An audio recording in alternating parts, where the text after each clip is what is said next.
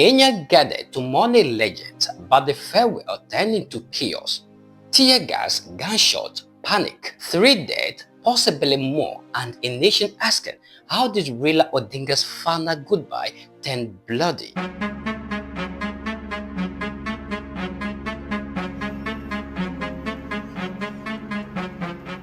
This is the untold story of how Kenya's moment of mourning descended into tragedy, a story of emotion, loyalty, and loss from the heart of Nairobi's Kasarani Stadium.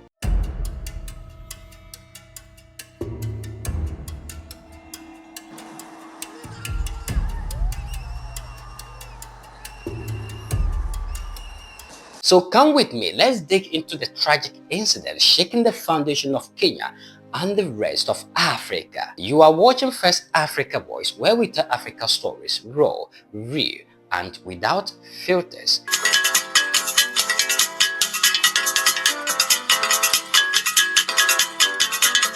Ladies and gentlemen, welcome to the channel. My name is Paul Lingua. Now, let's delve into the story and break it down together. To understand the chaos, you must first understand the man, Raila Amolo Odinga, the son of Kenya's first vice president, a freedom fighter, a reformist, a man who spent his life fighting for democracy and paid the price for it, imprisonment, exile, betrayal, yet never given up on Kenya. And when the news broke that Baba, as millions called him, had passed away in India, the streets fell silent. From the airport to the villages, Kenya wept. From many, Raila Odinga wasn't just a politician, he was family. The pain was deep, the love overwhelming.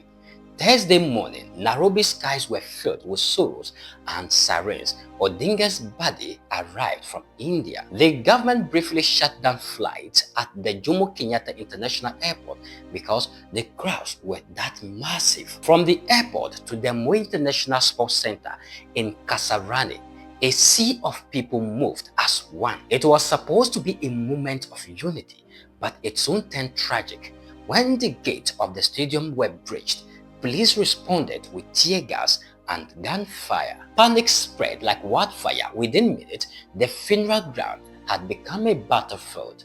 According to human rights group Vocal Africa, 3 bodies, all with gunshot wounds, were taken to the Nairobi city's mortuary. Local media says a 4th person may have also died. It remains unclear whether police used live ammunition or rubber bullets. What is clear is that lives were lost during a moment that was meant to honor one. And as the crowd fled in confusion, men in plain clothes were seen beating mourners with batons. For many Kenyans, this wasn't just an accident, it was a symptom of a deeper issue, a recurring clash between authority and the people's voice. Later that evening, dignitaries and government officials, including President William Ruto, paid their respects, but not a single word was said about the deaths. Deputy President Kithure Kindiki, leading the funeral committee, held a press briefing, yet completely ignored the tragedy. No mention of the chaos, no mention of the lives lost, only promises of a state funeral with full military honors. But the people noticed, and in silence, suspicion began to grow. In Kenya's Luo culture, mourners carry palm branches, symbols of grief and reverence. Thousands waved them as Raila Odinga's coffin was escorted through Nairobi, from the capital to Kisumu, and finally to Bondo, his birthplace. The journey continued. It was Raila Odinga's wish to be buried within 72 hours of his death. Even in death, he wanted simplicity and peace. But peace was the one thing that eluded his farewell. At 80 years old, Raila Odinga leaves behind more than a political record. He leaves behind a movement. He was the man who challenged 5 elections, the man who refused to stay silent when he believed the system was broken, the man millions called Baba. As Kenya buries its political giant, questions remain. Why was there gunfire at the funeral? Who gave the order, and how can a nation heal when mourning turns into mourning again? Raila Odinga's body may rest in Bondo, but his spirit and the questions he leaves behind still walk the streets of Kenya. This is First Africa Voice, telling Africa stories that matter most. Don't forget to like, share, subscribe, and turn on the notification bell, because Africa stories deserves to be heard. Let's hear your voice in the comments section.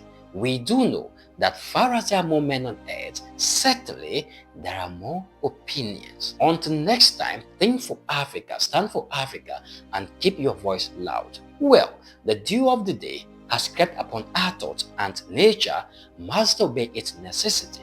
Here is where we bring down the kettles. Until we meet again, my name is Paul Lingua, the Africa orator. The people of this country desire change from the status quo, which will enable them to realize their dreams.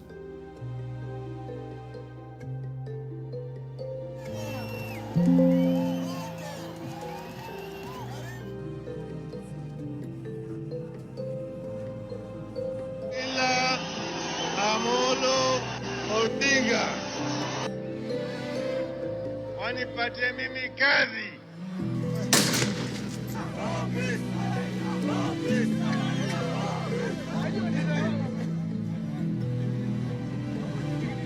This was not necessary if the elections were not rigged. This is not a question of appealing to Raila to stop the violence. No. There must be justice, truth. That's when there will be peace.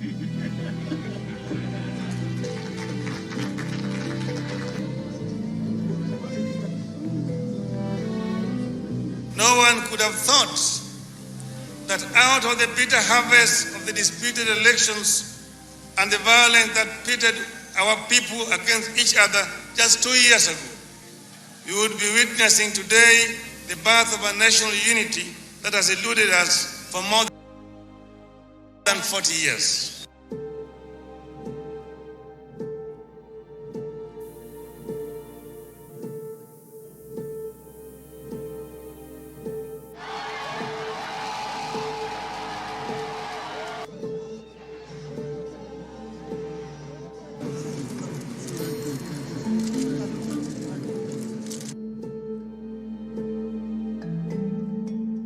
Haitaisha mpaka Wakenya wapate haki yao.